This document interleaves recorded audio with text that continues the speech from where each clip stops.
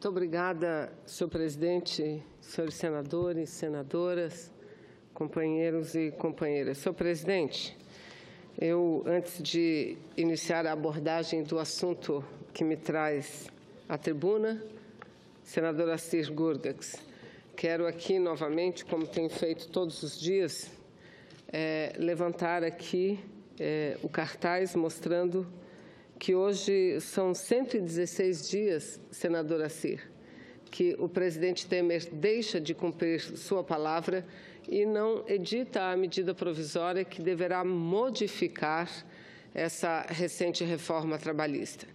E, junto com essa contagem dos dias, eu tenho trazido também à tribuna a carta que foi assinada por ele, Michel Temer, enviada ao Senado da República no dia 28 do mês de junho, em pleno debate da reforma trabalhista aqui no Senado Federal, onde ele se comprometia com sua bancada de apoio, de sustentação aqui no Senado, que apresentava fortes resistências a aprovar o projeto tal qual chegou da Câmara dos Deputados. Ele, para conseguir o voto favorável de sua bancada, fez e escreveu um compromisso dizendo o seguinte, que todos os pontos questionados pelos senhores e senhoras senadoras, e muitos são os pontos, está aqui, todos os pontos, vai desde o trabalho intermitente até ao trabalho do autônomo, ao dano extrapatrimonial, ao trabalho de gestantes e lactantes, enfim, inúmeros itens que foram elencados pelo conjunto de senadores. Ele disse que todos esses itens seriam corrigidos através de vetos e da edição de uma medida provisória. Veto não existe mais, porque a única possibilidade de veto é exatamente na hora da sanção presidencial, quando o presidente sanciona a lei ou ele tem a opção de sancioná-la integralmente ou parcialmente, vetando determinados artigos. Pois bem, ele não cumpriu com a sua palavra no que diz respeito aos vetos. E agora nós estamos aguardando a edição da medida provisória para vermos como ele vai promover as modificações necessárias a essa nova legislação trabalhista que, conforme dito aqui pelo senador Lindbergh, que me antecedeu, deverá entrar em vigor no próximo dia 11. Repito, deverá entrar em vigor no próximo dia 11. Portanto, a justificativa dada cotidianamente pelo seu líder aqui nessa casa, senador Romero Jucá, que essa medida provisória só será editada no dia em que a nova legislação entrar em vigor, isso é um grande equívoco, isso é uma sinalização de que eles não querem mudar absolutamente nada nessa lei que retirou direitos dos trabalhadores e das trabalhadoras do Brasil, porque isso só vai gerar ainda mais insegurança no mundo do trabalho. Mas, senhor presidente, eu digo aqui, e a polêmica também existe dentro e no seio do governo, se essas mudanças serão feitas por projeto de lei ou por medida provisória. Na realidade, o que eles gostariam é de não fazer absolutamente nada. Devem fazer alguma coisa, para não ficar completamente desmoralizado, não só perante a opinião pública, porque perante a opinião pública o presidente já não conta com apoio nenhum da população brasileira, mas para não ficar completamente desmoralizado perante este Senado Federal. Então, eles devem sim promover uma ou outra modificação.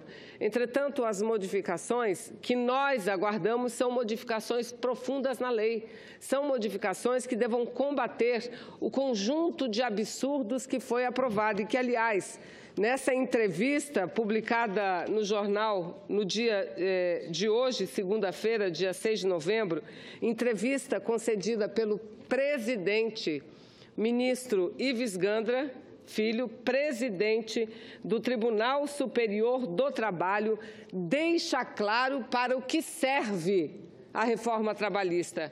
A reforma trabalhista não é para modernizar as relações de trabalho, como muitos tentam dizer, como muitos tentam justificar, mas não conseguem provar. Está aqui o próprio presidente do Tribunal Superior do Trabalho que reconhece que essa reforma nada mais é do que uma retirada do que uma subtração dos direitos dos trabalhadores. Vejam, senhoras e senhores, o que disse Ives Gandra, e disse sem nenhum rodeio, falou diretamente, questionado que foi, quais os principais itens nas mudanças e que ocorrerão em curto prazo. Ele diz que a espinha dorsal da reforma trabalhista é exatamente o prestígio que se dá, a prevalência que se dá à negociação coletiva e que isso seria importante porque quebra a rigidez da lei e tem a possibilidade de, no momento de crise econômica,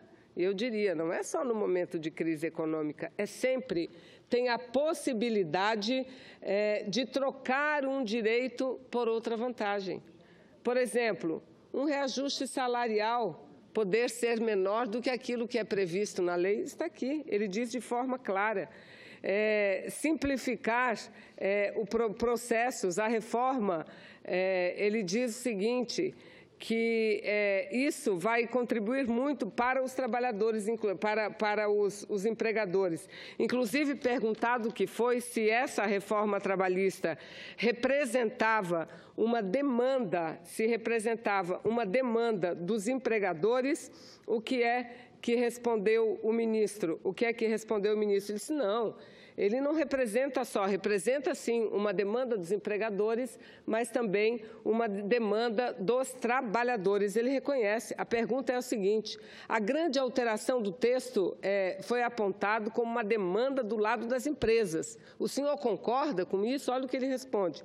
Por um lado, foi a demanda das empresas, insatisfeitas com a ampliação de direitos. Por outro, muitos direitos foram criados pela reforma. Aí o jornal lhe pergunta quais os novos direitos foram criados. Sabe o que ele responde? Ele diz que, ele responde o seguinte, a súmula, por exemplo, tinha uma súmula do TST, do Tribunal Superior do Trabalho, que disciplinava a terceirização. E agora a terceirização não é mais disciplinada por súmula, é disciplinada por lei, como se isso fosse alguma vantagem, pelo contrário. A lei da terceirização não foi uma lei que veio e que se consolidou nessa reforma trabalhista, não foi uma lei que veio para regulamentar a terceirização no Brasil, pelo contrário. Foi uma lei que veio para ampliar a possibilidade de terceirização, inclusive para as atividades fins. E o que seriam atividades fins? São aquelas atividades principais de determinados setores econômicos, por exemplo, uma companhia aérea. A atividade fim, sem dúvida nenhuma, é do piloto que dirige o avião. Pois bem, com a nova lei da terceirização, com a reforma trabalhista, esses poderão ser contratados através da terceirização. Não há nada que impeça isso, ou seja, o ministro reconhece que não há nenhum direito nessa reforma, pelo contrário, há subtração de direitos que ele considera necessário. Veja a gravidade dessa entrevista que ele dá, porque ele diz que considera necessário porque não se vai ampliar o número de vagas no mercado de trabalho se não se tirar direitos. Isso não é verdade, senhor presidente. Nós temos vários exemplos, vários estudos que mostram que o principal problema do mercado de trabalho não são os direitos dos trabalhadores e nem a mão de obra brasileira, que é cara, pelo contrário. Um trabalhador na China, por exemplo, esse é um estudo de Márcio Postman, que por muito tempo dirigiu aqui no Brasil, IPEA, um trabalhador na China custa 16% a mais do que o trabalhador no Brasil. O gasto com o emprego nativo equivale a apenas 17% do desembolso nos Estados Unidos. Ou seja, o mercado de trabalho brasileiro é um daqueles onde o custo da mão de obra é mais baixa.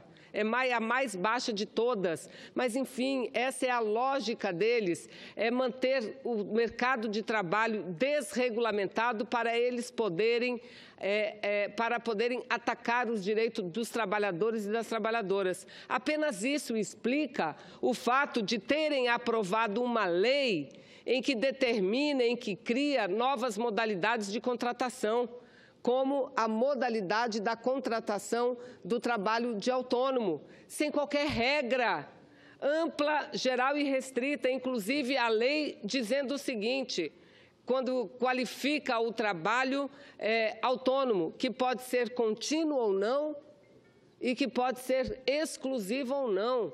Ora, isso é a substituição plena de um trabalhador, é a substituição. Qualquer segmento da economia brasileira, qualquer setor de produção ou de serviços, até mesmo no serviço público, pode deixar de contratar um trabalhador ou uma trabalhadora com carteira assinada para contratar como autônomo. E ainda vai dizer para esse novo trabalhador, não, essa é a modernidade. A nossa relação agora se eleva. Não é mais uma relação de patrão-empregado. A nossa relação agora é de colaboração. O senhor ou a senhora não é mais meu empregado, é meu prestador de serviço. E qual a diferença? Um autônomo não tem carteira de trabalho assinada. Portanto, um autônomo não tem direito a férias, não tem direito a 13º, não tem direito à indenização quando é dispensado do trabalho, não tem direito sequer ao descanso semanal remunerado. Essa é a grande diferença. O trabalho intermitente, que tanto falam em garçons, em trabalhadores e trabalhadoras de buffets, por exemplo, mas na lei também não há nenhum limite imposto, nenhum limite. Eu aqui volto a repetir.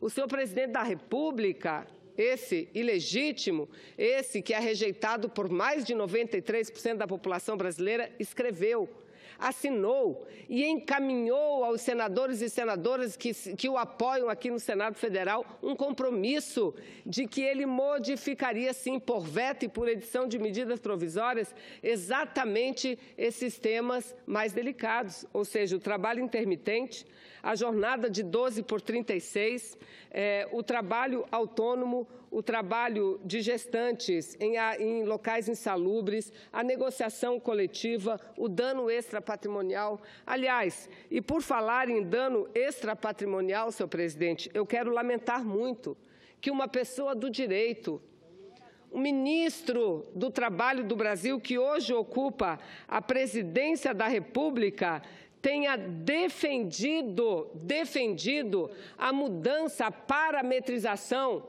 do dano, do pagamento do dano moral ao trabalhador ou à trabalhadora, defendida que esse parâmetro seja o nível salarial do trabalhador ou da trabalhadora. Isso é o maior crime que se comete contra a pessoa.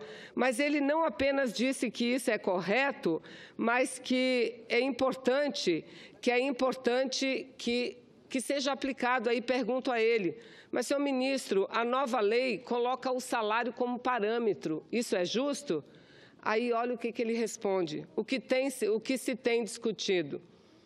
Pode ser o salário? Não faria uma mesma ofensa, dependendo do salário, ter tratamento desigual? Ora, o que você ganha mostra a sua condição social. Não é possível, vejam, senhoras e senhores, não é possível dar a uma pessoa que recebia um mínimo o mesmo tratamento no pagamento por dano moral que dou para quem recebe salário de R$50 mil. É como se o fulano tivesse ganhado na loteria. Ministro, me perdoe, ministro, eu dizer isso a Vossa Excelência, mas Vossa Excelência cometeu a maior das ilegalidades que eu já vi nos últimos tempos. Vossa Excelência está defendendo a tese de que dano moral tem que ser pago de acordo com o nível social da pessoa. Isso, senhor ministro, é um incentivo a que as pessoas mais humildes, aquela trabalhadora, aquele operário do chão de fábrica, esses sim sejam desrespeitados. Está aqui a tese de Vossa Excelência. Não dá para pagar quem ganha um salário mínimo uma indenização muito elevada, porque seria como se a pessoa tivesse ganho na loteria. Ora, já não basta as pessoas viverem de forma tão discriminadas do ponto de vista social, como vivem no Brasil, o Brasil campeão de diferença salarial, onde quem mais ganha, ganha muito mais do que quem menos ganha. Não é assim que acontece na maior parte dos países da Europa. E aí vir Vossa Excelência, presidente, ministro Ives Gandra, dizer que isso é legal, isso é inconstitucional. Tanto é inconstitucional que foi um dos itens elencados para que fosse modificado, fosse vetado ou modificado. Está aqui, será modificado para definir de forma mais abrangente os bens judicamente tutelados inerentes à pessoa física. A vinculação da indenização exclusivamente ao salário contratual do ofendido, previsto no artigo 223G, não será adotada. Está aqui, esse foi o compromisso. E o ministro-presidente do Tribunal Superior do Trabalho vem defender esta barbaridade, este ataque à condição humana, à situação do ser humano, dizendo, e vou repetir aqui o que ele disse, não é possível dar a uma pessoa que recebia um mínimo o mesmo tratamento no pagamento por dano moral que dou para quem recebe um salário de R$50 mil. Ora, o que define a condição do ser humano é o salário que ele recebe? É a sua situação social? Não. O dano moral não é previsto assim. O dano moral é para reparar um dano moral, pessoal que uma pessoa sofreu. E independe se a pessoa ganha 50 mil, 5 mil ou um salário mínimo menos de R$1.000. Independe, aliás, se a legislação brasileira fosse um pouco mais justa, a indenização maior seria para o mais humilde, seria para o mais simples, mas não. Olha o que diz o ministro. Olha o que diz o ministro. Esse ministro não deveria nem ser ministro do Tribunal Superior do Trabalho, quanto menos presidente do Tribunal Superior do Trabalho. Olha, senhor presidente, eu tenho ocupado essa tribuna todos os dias para falar de reforma trabalhista. Nunca me dirigi de forma dura a nenhum dos ministros do Tribunal Superior do Trabalho. Aliás, a grande maioria dos ministros é contra esta reforma. São mais de 17 ministros do Tribunal Superior do Trabalho contrários a essa reforma, porque a consideram inconstitucional, ilegal, além de retirar direito dos trabalhadores. Entregaram para o presidente do Senado Federal, para todos os presidentes de comissões, para todos os senadores, uma carta assinada por mais de 17 ministros do Supremo. Portanto, essa opinião é uma opinião individual do senhor ministro Ives Gandra, presidente do Tribunal Superior do Trabalho. Mas mesmo eu, conhecedora da sua posição, nunca tratei o ministro de forma desrespeitosa ou sequer de forma dura. Agora estou aqui tratando o ministro de forma respeitosa, porém dura. Estou tratando ele diferentemente de como ele tratou o trabalhador e a trabalhadora brasileira. Eu não me conformo de ouvir, de ler palavras do ministro nesse sentido. Ele que está lá para ser um magistrado, para defender o interesse do mais frágil numa relação de trabalho. E o mais frágil é o trabalhador. Não, mas aí ele diz, não, imagina, pagar uma indenização alta para quem recebe um salário mínimo é a mesma coisa que este receber na loteria. Senhor ministro, o senhor deveria, o mínimo que o senhor deveria fazer era abdicar, era renunciar o seu posto de presidente do Tribunal Superior do Trabalho. Lhe conheço pessoalmente, ministro, lhe respeito muito, lhe respeitava até esse momento, porque Vossa Excelência não respeitou o povo brasileiro, não respeitou o trabalhador, não respeitou a trabalhadora. Sabemos todas nós que as mulheres sofrem muito no ambiente do trabalho, no local do trabalho, sobretudo aquelas que atuam em posições de menor empoderamento, sofrem todo tipo de assédio, portanto, sofrem danos morais. E o ministro está dizendo que, se ganhar um salário mínimo, tem que receber uma indenização pequenininha. Senhor ministro, tenha santa paciência. Então, eu quero primeiro dizer que não procede a argumentação dele, que no Brasil a mão de obra é cara e, por isso, os direitos dos trabalhadores têm que ser subtraídos. Não. Nós precisamos, o que o Brasil precisa é fazer uma reforma tributária. O que o Brasil precisa é de justiça social e não aprofundar a injustiça. Acabamos de ouvir pronunciamentos aqui mostrando os cortes no orçamento. Agora, cortes onde? Cortes na educação, cortes na saúde, cortes na defesa, na assistência social. E, enquanto isso, beneficiam os ricos e poderosos, querem colocar uma contribuição previdenciária para trabalhadores e trabalhadoras brasileiras de 49 anos, 49, enquanto diminui a contribuição do Fundo Rural de 2% para 1,2%, além de perdoar 100% dos juros e das multas daqueles que não...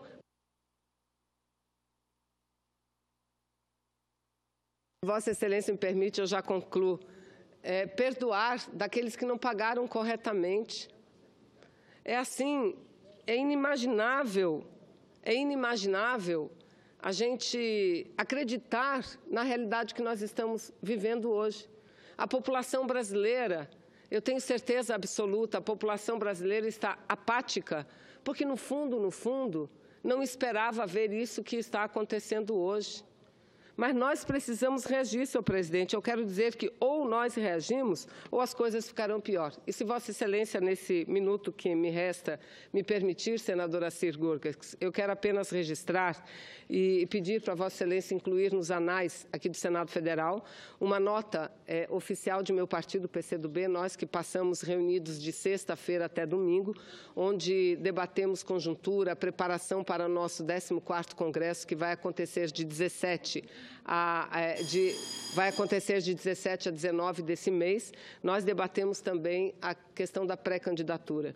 E numa demonstração de unidade plena, nós aprovamos o nome de Manuela Dávila, deputada estadual, que vem lá do Rio Grande do Sul, da senadora Ana Amélia, como pré-candidata a presidente da República. Uma jovem de 36 anos de idade, mãe, esposa, deputada estadual hoje no Rio Grande do Sul, mas que já teve 2 mandatos de deputada federal, já foi vereadora da cidade de Porto Alegre, e nós temos o entendimento de que a experiência de Manuela Dávila, a capacidade de Manuela Dávila será muito importante, que o partido não poderia deixar de dispor um nome com tantos atributos e tão importante para contribuir no processo da busca da unidade das forças progressistas, das forças avançadas, das forças de resistência, não só com o programa, mas com o nome também. Então,